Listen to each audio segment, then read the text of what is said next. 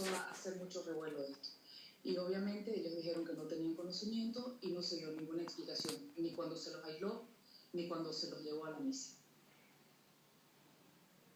Bien, ahora, Gary, como abogado, me imagino que visitaste, revisitaste, llamaste a las instancias legales para que dieran una explicación. ¿Hasta el momento hay una explicación del por qué ocurrió esto?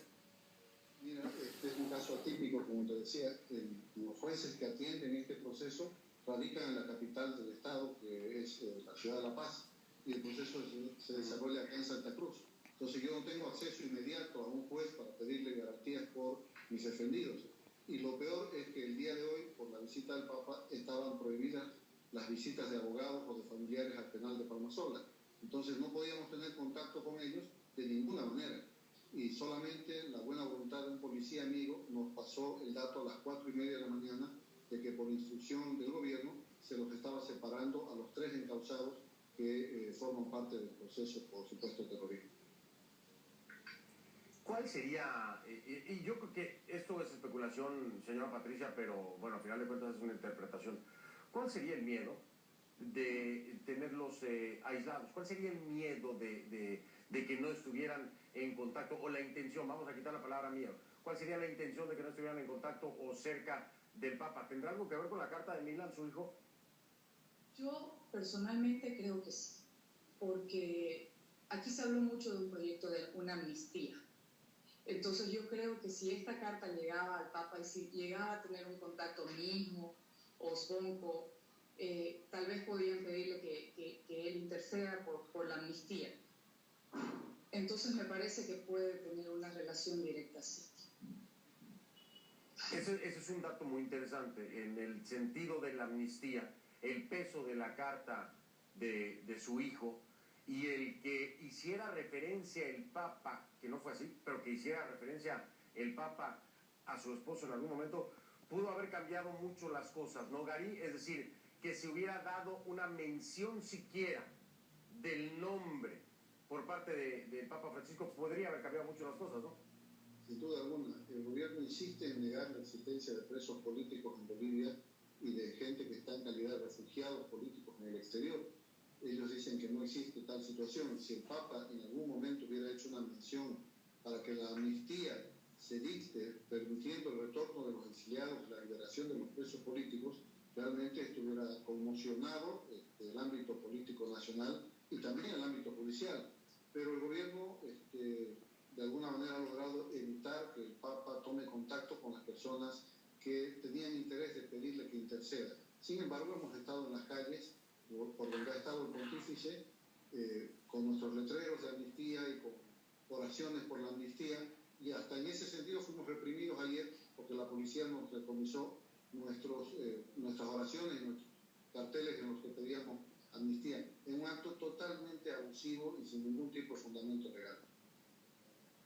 Esto lo quiero subrayar porque parece una práctica también en Paraguay, ¿eh? En Paraguay, de acuerdo a órdenes policiales, hay pancartas prohibidas, que me parece completamente contradictorio. Es lo que los grupos a los que se quiere acercar el Papa son los grupos que están buscando manifestarse y pues los han censurado, porque finalmente ha sido una censura, que le diga como quiera el gobierno boliviano y el gobierno paraguayo, es censura el no permitir esta libre expresión. Ahora, déjeme preguntarle, Patricia, la carta de Milan, que es una carta conmovedora, que le ha dado la vuelta al mundo en noticia, ¿de dónde sale? Porque uno aquí siempre se pregunta, el niño es muy pequeño para decir, quiero escribir una carta al Papa, ¿verdad? Para decirle que deje libre a mi padre, pero puede ocurrir. Dígame cómo fue. ¿Fue idea suya o Milan dijo, déjame decirle mamá al Papa que quiero que liberen a mi papá?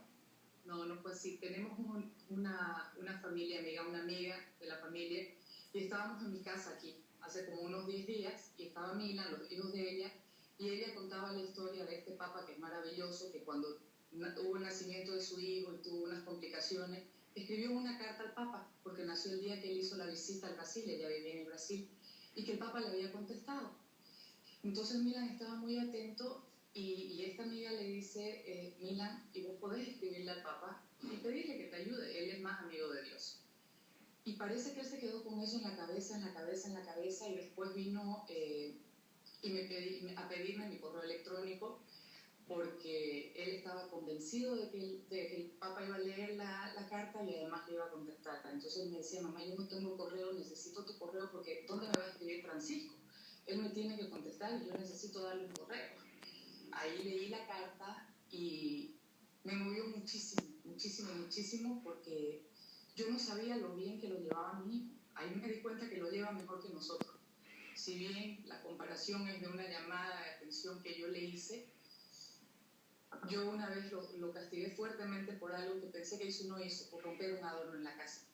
Entonces él compara eso. Él le explica al Papa de que su papá está preso en un lugar que él va a conocer que se llama Palma Sola, pero que es bueno, que no ha hecho nada y que yo una vez a él lo castigué sin que haya hecho nada y le pedí perdón. Así que cuando se den cuenta que su papá no había hecho nada, también le iban a pedir perdón y van además a poder hablar de fútbol los tres. Wow. Desde la perspectiva de un niño, las cosas como son de sencillas para poderse arreglar. Así de fácil podrían ser desde la perspectiva de Milan, ¿no? Pero, Gary, yo ya me tengo que ir. Lo cierto es que, y te lo voy a preguntar desde la perspectiva como abogado, lo cierto es que, comunicación o no comunicación, desvenco con el Papa, la realidad es que esto le ha dado la vuelta al mundo. Hoy están ustedes dos aquí y la Carta de Milan la conocen en todas las latitudes.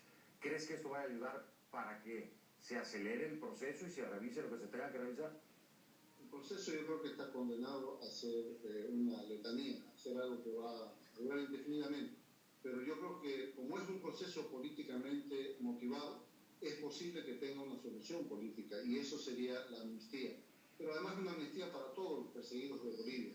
Y eso es lo que en el mediano plazo creo que vamos a conseguir, sensibilizando a la opinión pública internacional y sensibilizando a la opinión pública nacional. Que la Carta de Milan, que la situación de Bonco y los otros dos detenidos que hoy fueron privados de su derecho a estar cerca del Papa hasta minutos antes, pueden contribuir a que esta conciencia se vaya formando con relación a la situación judicial de Bolivia. Y también, bueno, el costo político que esto puede acarrear después de la notoriedad que ha tomado el caso, después de la Carta de Milan, y que esto estoy seguro que al menos el séquito del Papa debe tener conocimiento de lo que está ocurriendo y de la prensa que le ha puesto atención a este caso particular. Así que también una presión política y el costo del mismo. Veremos en los próximos días. Nosotros le vamos a dar seguimiento, así que voy a estar en contacto con ustedes y por supuesto con el gobierno boliviano, que aquí siempre tiene la puerta abierta y pueden venir a hablar cuando quieran, si se animan, digo yo. Pero bueno, muchísimas gracias al abogado Gary Prado y Patricia Barrón, mamá de Milan y esposa de Zvonko Matovic. Que tengan buen fin de semana. Gracias por haber estado aquí conmigo. Gracias. Voy a marcar una pausa en conclusiones.